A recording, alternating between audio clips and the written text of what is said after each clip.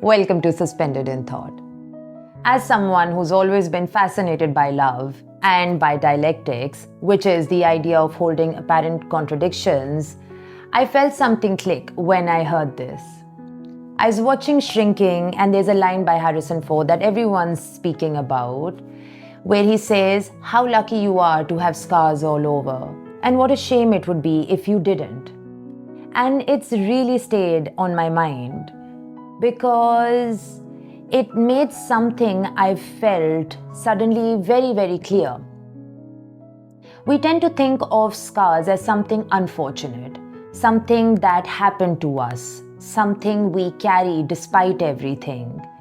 And the way he said it reframed them as something meaningful, as evidence that not having them would mean you hadn't really lived. And that made me think about love. Because when we think of love, we usually think of what it gives us, the joy, the connection, the sense of being seen. But we really think about what it carries with it. And maybe that's why that line stayed with me, because it points to something simple. Love and loss are not separate. They exist within each other. Because loss can only exist where there has been love. And love in its truest form always carries the possibility and perhaps inevitability of loss. Just like death only exists for the living, it's not separate from life. It's part of what gives life its meaning. And in that way, they stop being opposites and start becoming something else. Not just connected, but revealing. Loss reveals love. It makes visible that something meaningful existed at all. And maybe that's what dialectics, which is apparent contradictions, really points to. That what we experience as opposites are often part of the same whole. So when we try to avoid pain completely, we may also be avoiding the very thing that makes love possible.